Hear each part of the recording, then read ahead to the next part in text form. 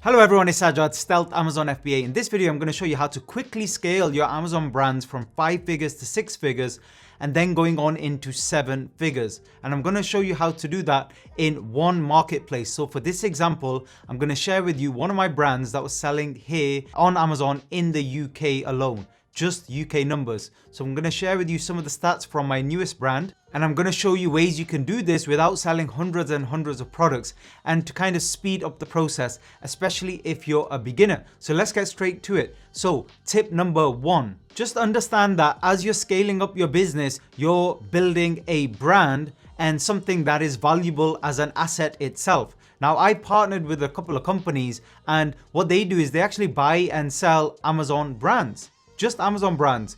And even for them, what they're focusing on is trying to make a return on their investment. So if you have an Amazon brand right now, for example, that's doing in revenue per year between, let's say, 200,000 and 500,000, they would consider purchasing your brand, because what they will want to do is build that brand off Amazon and push it up further to the 2 million mark, 3 million mark, and then very likely sell it on themselves. So that's what they're intending to do. And actually later on in this video, I'm going to give you a kind of brief idea of how they actually calculate the kind of worth of your brand and how they come up with those exact figures based on revenue, net profit numbers, number of products you're selling, etc. So realize that you're building an asset. So my tip here is make sure once you're selling and you're making money that you actually trademark your brand. Very, very important, not only for protection purposes, but also to add value. And what's helpful, this is why I've launched brands on different seller accounts. What is helpful as you scale further is to try your best to associate one seller account with only 1 or 2 brands if possible. Because if you do have that exit plan in place and you're thinking further down the line, I want to scale and potentially sell my business, because remember, you can replicate this again. You can start a brand new brand after you've exited and just start the process again. That's what I like to do. So if you're thinking of doing that, make sure you get trademarked, because it will not only protect you, but it will also help if you're looking to sell. The massive reason why it does protect you as well is with regards to hijackers. Now, if you've not heard of that term before, that is this infrequent scenario, but it does happen, where you have your Amazon listing, but then somebody else claims that they have the exact same product and they sell it through your listing. So all of your hard work that you've done in terms of the images, getting the ranking for your listing, actually sending sometimes sponsored advertising towards your listing, that is wasted a little bit if somebody else is then using it. And what's worse is if you go out of stock, they'll continue to sell on your listing. Now, I teach my students ways of getting rid of hijackers literally within a few minutes, 5 minutes. Well, let's call it maximum of 15 minutes. I send something to Amazon, and then within 15 minutes, they will remove that seller from my listing. But to do that, you have to have the trademark. So later down the line, make sure you're focused on developing that. By the way, before I discuss the next tip, if you're enjoying these videos, please click the like button, comment below, let me know you're appreciating the content, and also subscribe to the channel and turn the bell icon on. That way, when I release new videos like this, offering you lots and lots of great tips, you will actually get notified by YouTube. Tip number 2, you do not need hundreds and hundreds of products to make 6 or 7 figures selling on Amazon.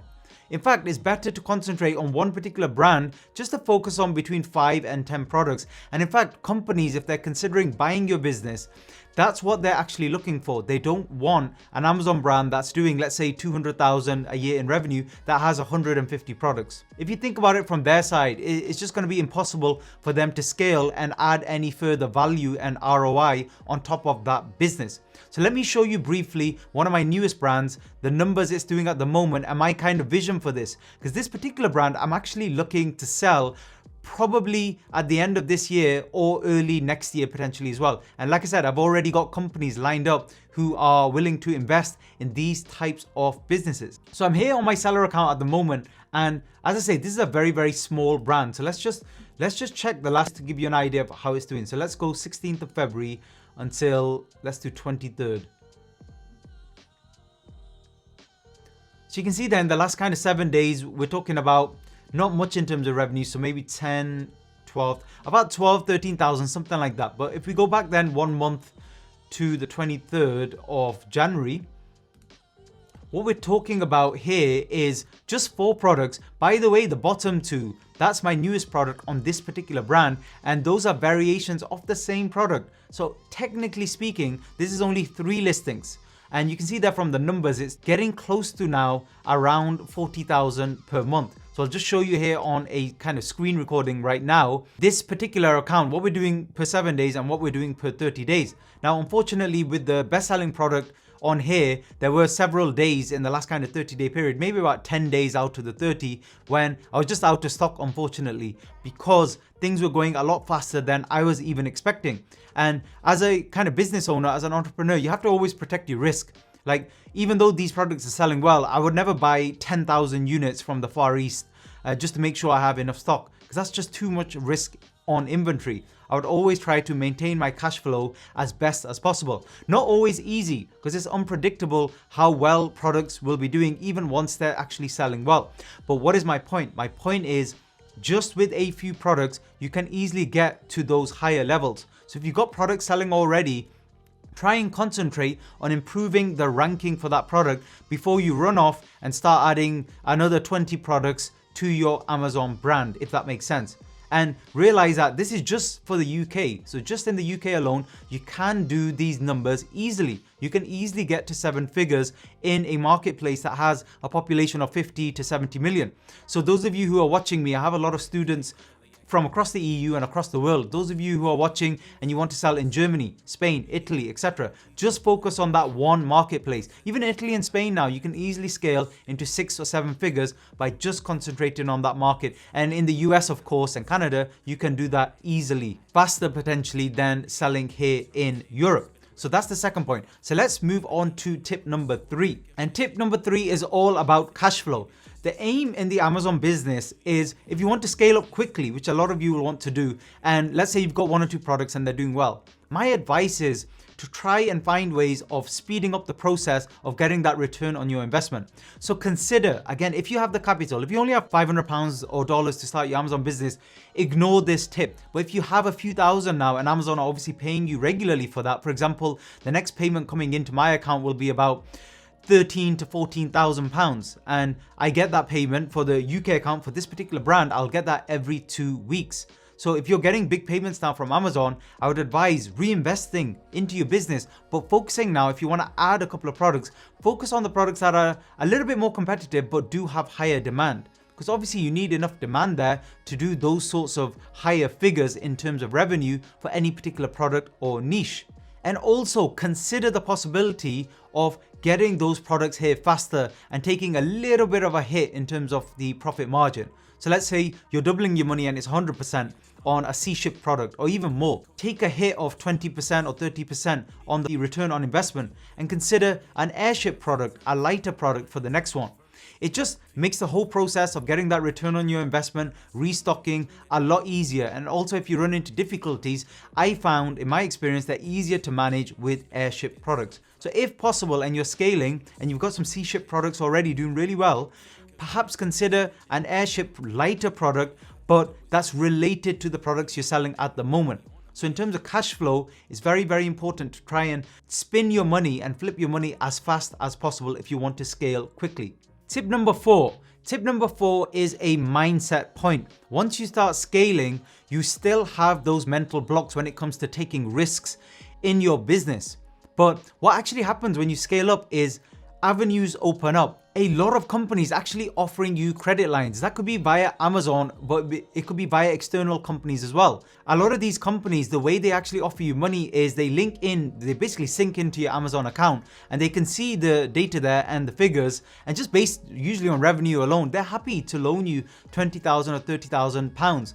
It will be a little bit of a higher interest rate, but if you're having issues restocking in time because your products are selling so well, it's important to consider taking that investment, as long as you're not reckless with the money and you're using it to restock your products and launch new Amazon products rather than obviously spending it on a new car or something like that. So consider taking that credit and taking that extra kind of investment and putting it back in your business.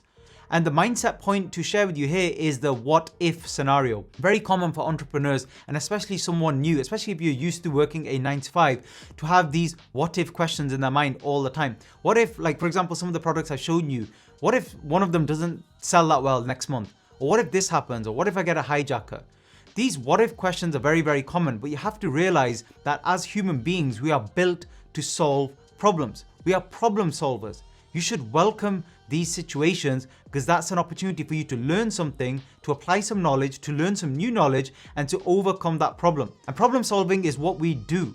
So one thing I had noticed during lockdown, even now at the moment, a lot of people are complaining that they're bored at home, that they have nothing to do. And when I hear that, I freak out because I'm like, I'm too busy every day. I'm doing too much stuff already. I just literally can't find time to pursue all of the various kind of business ideas I have in my mind at any one period of time. You should have this too. There shouldn't be a period where you're bored. There's so much to learn out there. So let's say your problem right now is, you might be saying, Sajjad, I don't have any money. Okay, well that's your problem right now. Solve that problem. Work out ways to get a little bit of cash flow going. Offer some sort of services online, for example, help people make logos or make thumbnails for YouTube videos, or just do something, learn a new skill. It doesn't take long to actually get to a decent level in anything new, even Amazon. Within a few months, you could be 90% proficient.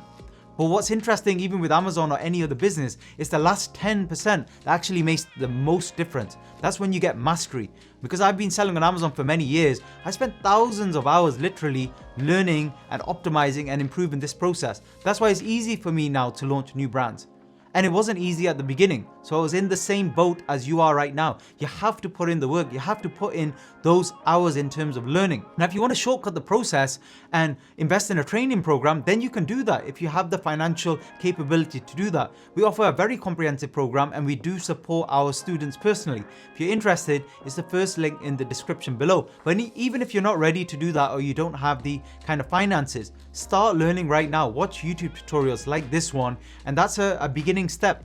And do that. Make sure you're doing a little bit every single day, because over a long period of time, that does compound. So if you get the what if question, what if Amazon is saturated? People ask that question every single year.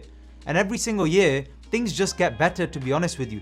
There'll always be competition. There will always be snags along the way and issues. That's just normal part of business. And my final tip number 5, is to compare potential investment opportunities.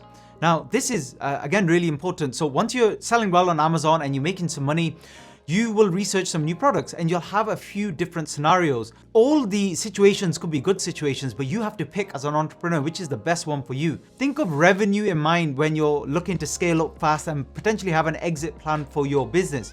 So go after the one that will speed up the process for you but has the most revenue, even if it has more competition. I would advise going after that one once you have the experience, because once you have the requisite experience, there are many other tricks we can use to boost our sales and get ahead of our competitors. But when you're brand new, you don't want to go after those medium competition, high competition environments when it comes to selling on Amazon.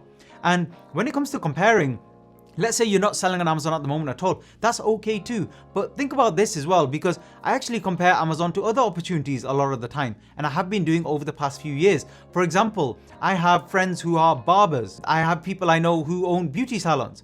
And when I talk to them about their figures, it is scary sometimes. A typical barber might only earn anywhere between 400 and 800 pounds or £1,000 in revenue per week, which sounds like a lot, but it's peanuts really when you think about it over a period of a month. So their total revenue might only be 4,000, and you have to take out of that commercial rent, electric bills, paying staff, stuff like that. When you take all of that out, you're not left with that much. And you can see here on Amazon, just one product could be doing 3x or 5x what that whole salon is doing in a month. That's me in my mind comparing opportunities, because now that I have the cash flow, I do consider sometimes, should I buy a brick and mortar business and add value to it? But honestly, a lot of the time when I do the numbers, it's just not worth it. It's just not worth all of the hassle attached to it. Even if the revenue goes into 200 or 300,000 a year, let's say for a restaurant, the amount of hassle I would have to deal with, just not worth it. Better stick online, do something that I'm already good at doing now, and focus on that, because that's the growing niche. That's a niche that's growing in future. So wherever you are in your journey, spend more time learning about online business. That will help you going forward. Some of you have never touched a laptop before, and IT is new to you and it's going to take you a little bit of a while. Start that process right now. You're not going to get away from the fact that you will need to learn how to do things online in future. That's going to be very soon the only option for you. So there's no alternative. You have to learn. It's like with my dad, like trying to teach him how to do something basic on an iPad or something is painful, but I know he has to do it because that's going to be the only option in future. So that's my final tip. Compare opportunities, but just get on with it because this is what's trending at the moment. And by the way, if you're interested in selling your Amazon brand, or you're interested in even buying a brand, contact me on sajad@amazonwizard.co.uk. Like I said, I have partnership with these companies. I may be able to refer you if you're interested in an exit plan for 2021. And also, as I mentioned before, if you're interested in our comprehensive training program, it's the first link in the description below. I'll leave it there for now. Back with another video very soon. Thanks for listening.